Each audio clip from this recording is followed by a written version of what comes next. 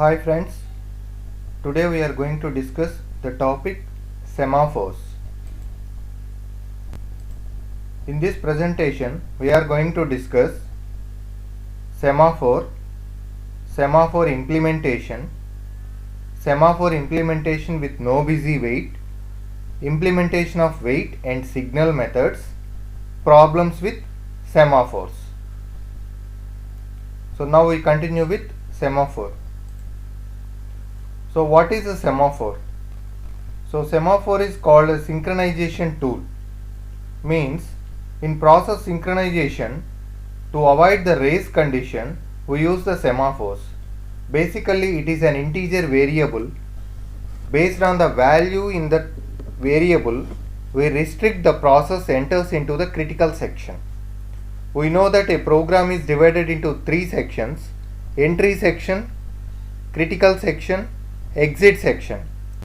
So when you talk about multi-processing systems, the critical section having the code related to the global variables or global memory accessed content. So to restrict multiple process enters into the critical section at the same time, we are using semaphore. Okay, how we can control this process access to the critical section through semaphore means by using two atomic operations, wait and signal. By using these two operations, we can restrict the process enters into the critical section. Okay, so if you observe, the wait and signal both are methods. Okay, and these methods accept an argument s. S is called semaphore. It is an integer value. For example, let us say initially the semaphore value is initialized with 1. Okay, if any process enters into the critical section, first it should access this wait method. In wait method, it accepts the semaphore value 1, and within the wait method there is a while loop. It checks the value of the s. Whether s is less than or equals to 0 means it is an infinite loop. It is in waiting state. Okay, now the value of s is what? 1. So 1 is not less than or equals to 0. So it goes to the next operation. So the next operation is s minus minus, means 1 is decremented by 1. Now s value becomes 0. Okay, then the process enters into the critical section. It is executing the critical section code. At that time, if any other process enters into the trying to enter into the critical section, again that process also access this wait method.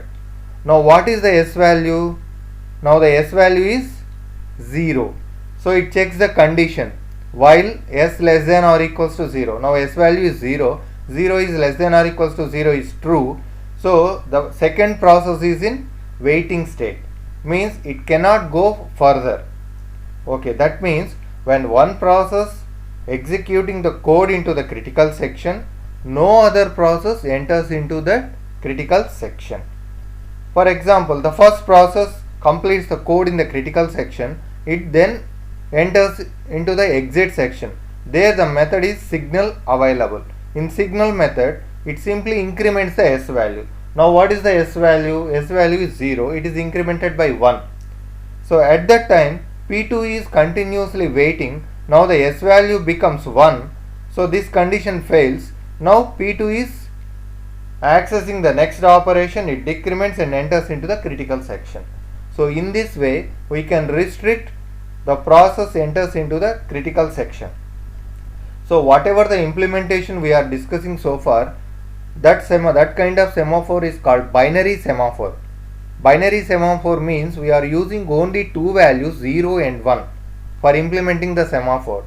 And one more semaphore is available, that is called counting semaphore. In counting semaphore, we can use infinite values. Okay. Next, so how we can implement the semaphore means, if you try to implement the semaphore, we need to take certain conditions. We need to maintain certain conditions. What are those conditions?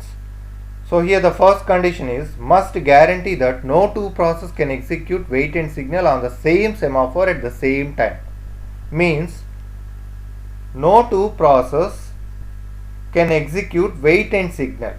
Means if one process execute wait, at the same time no other process execute the wait. If one process executes signal, at the same time no other process execute the signal. Both are not execute these methods at the same time. We need to implement the code in this way. Okay. And if you implement semaphore in this way by using semaphore value 0 and 1, there might be chance for some busy waiting. That means one process is executing the code, another process is waiting. Okay. So the implementation is very short by using this kind of binary semaphore, but the problem is it's a little busy waiting. If critical section is rarely occupied, there is a busy waiting occurs. Okay. So next,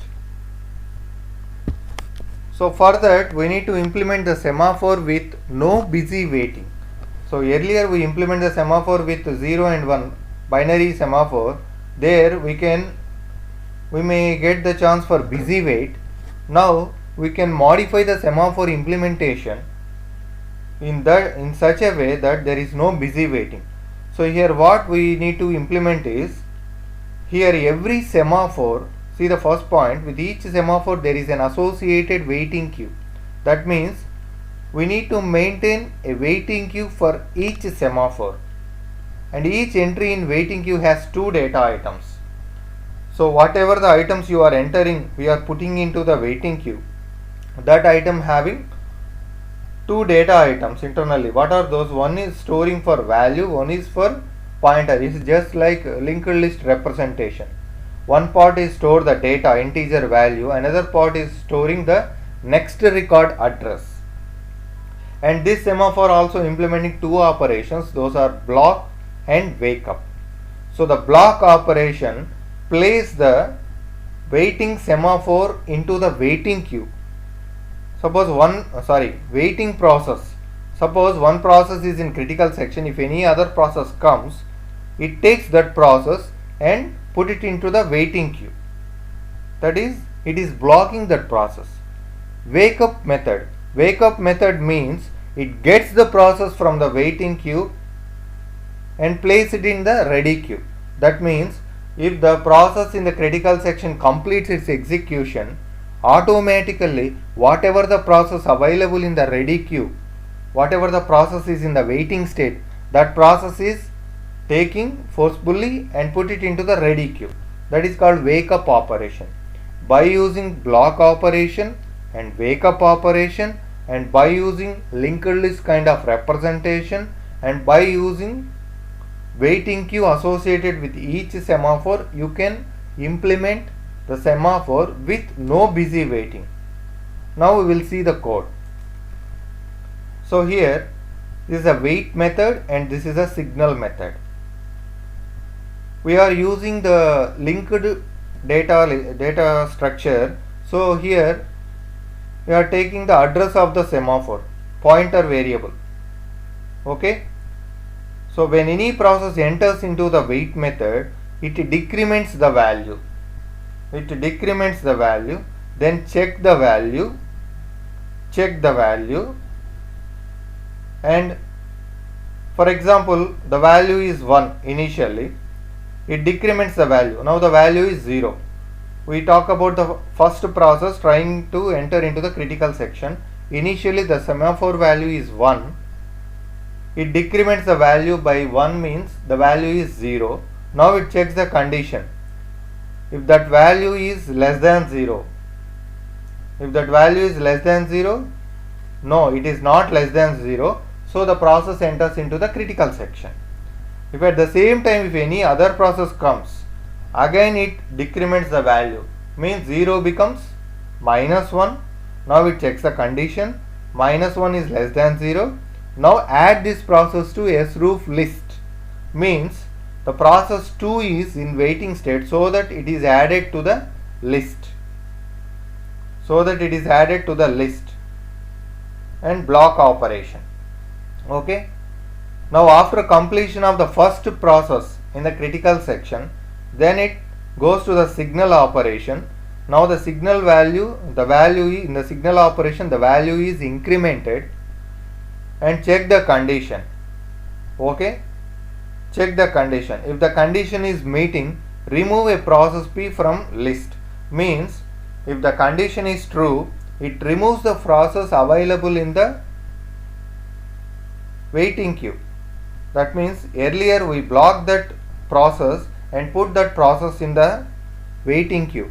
Now when the first process completes its execution, the wake up operation get the process from the waiting queue and put it in the ready queue. Now this second process is ready for enter into the critical section.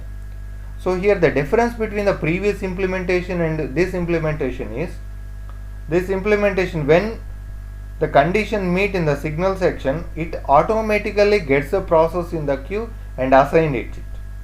But earlier implementation, it simply updates the semaphore value.